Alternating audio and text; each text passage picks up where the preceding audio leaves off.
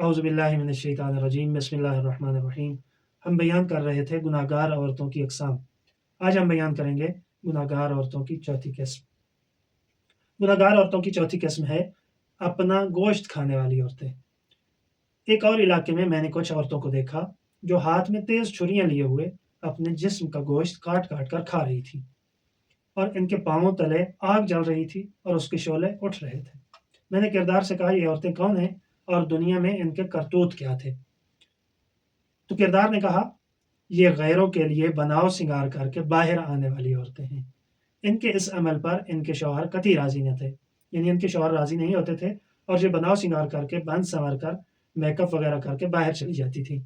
इसी तरह पैगंबर अकरम सल्लल्लाहु अलैहि वसल्लम का इरशाद गिरामी भी है कि जो औरत बनाव सिंगार करके, खुशबू लगाकर घर से निकलती है, उस पर ज़मीन और आसमान के फरिश्ते, तमाम जिन्न और इंस इस पर लानत करते रहते हैं, उस वक़्त तक जब तक ये वापस घर नहीं आ जाती। मैंने पूछा, क्या तुम्हें इन औरतों के दुनियावी किरदार के बारे में कुछ मालूम है, जिस पर इन्हें ये अज़ाब दिया जा रहा है? तो किरदार ने कहा, जैसा कि मैं जानता हूँ, ये औरतें सिर्फ़ बेपर्दगी को आज़ादी समझती थीं और इसकी ख़्वाहां थीं। ये चाहती थीं कि अगर हमने पर्दा उतार दिया तो हम आज़ाद हो जाएँगी और ये चाहती थीं कि इन्हें आज़ादी मिल जाए।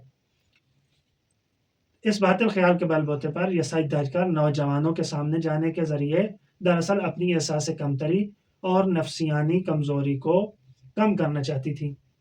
यानी इनकी जो नफ़सियाती कमज़ोरी थी और इनमें जो एहसास कमतरी थी, उसको कम करने की कोशिश करती थीं। और इसलिए ये रोज़ाना पूरी तरह बन-सवर कर अपने शहर की गली, कूचों और बाज़ारों में निकलतीं और अपने इस नापाक तर्ज़-ए-अमल के ज़रिए न सिर्फ़ नौजवानों, बल्कि बूढ़े और नाकारा लोगों का भी ईमान ख़राब करती थीं। ये अपने इस बुरे तर्ज़-ए-अमल के ज़रिए इन्हें गुनाह की तरफ माइल करके बेहयाई, फ़हाशी की दावतें देती थीं। ये औरतें माशरे में कई बुराइयों का बायस बनती थीं, जिनमें से बाज़ ये हैं, नौजवानों को बेहयाई और फ़हाशी की तरफ माइल करके इन्हें दीनदारी और तक़वा से बहरा करती थीं और इन्हें अपने हँसते-बसते घराने से जुदा कर देती थीं। दूसरा, मुआशरे में बेहयाई और फ़हाशी फैलाने का बायस बनती थीं। तीसरा, अपने माँ-बाप, ख़ानदान वालों और दीगर लोगों की इज़्ज़त को भी ख़ाक में मिलाती थीं। चौथा, मुआशरे में बेहयाई और फ़हाशी को एक पसंदीदा सिफ़त बनाने का ज़रिया बनती थीं और दूसरी औरतों और लड़कियों को बेहया होने में बुनियादी किरदार अदा करती थीं।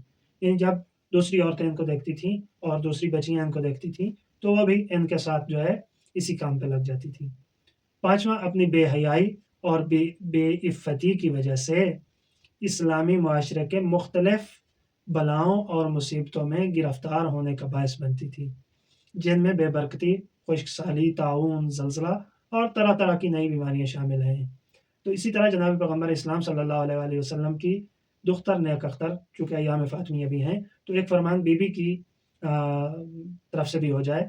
तो बीबी का फ़रमान है, बीबी जनाब सैयदा फ़ातिमतुज़ ज़हरा सलामुल्लाहि अलैहा का कि ऐ मेरी बेटी, जो औरत इस नियत के साथ बनाव सिंगार करके, बेहतरीन लिबास पहनकर घर से निकले कि लोग उसे देखें, उस पर सातों आसमान और रूए ज़मीन के तमाम फ़रिश्ते लानत भेजते हैं, वो हमेशा अल्लाह ताला के कहर का शिकार रहेगी और जब मर जाएगी तो उसे आग में डाल दिया जाएगा। इसी तरह इमाम जाफ़र सादिक़ अलैहिस्सलातु वस्सलाम ने भी ऐसी औरतों के बारे में फ़रमाया है, जो औरत अपने शौहर के अलावा किसी और के लिए खुशबू लगाए, जब तक अपने बदन और लिबास को खुद धोकर वो खुशबू ख़त्म न कर दे, उसकी नमाज़ कबूल नहीं होगी।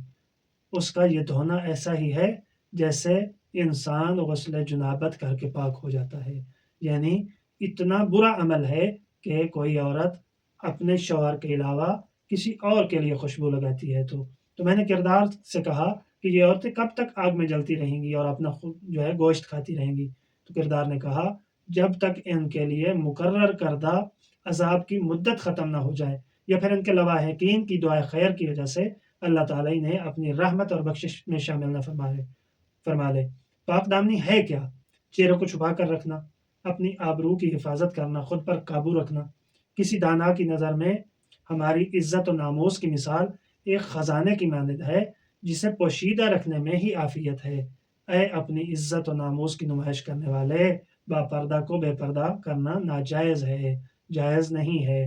عورت کی نامحرم کے ساتھ نسبت ایسے ہی ہے جیسے غلے کے ڈھیر کی آسمانی بجلی کے ساتھ ہے، کہ کوئی بھی غلے کے ڈھیر کو آسمانی بجلی کے ساتھ میں رکھنے کا خطرہ مول نہیں لیتا۔ تو خداوند متعال ہمیں ان برائیوں سے بچنے کی توفیق عطا فرمائے اور ہماری ماؤں بہنوں کو صحیح معنوں میں کنیز جناب سیدہ بننے کی توفیق عنایت فرمائے اور ان برائیوں سے بچنے کی توفیق عنایت فرمائے جن کی وجہ سے یہ سخت عذاب قیامت والے دن، محشر والے دن اور برزخ میں ان کے استقبال کے لیے ہیں۔ والسلام علیکم ورحمۃ اللہ وبرکاتہ۔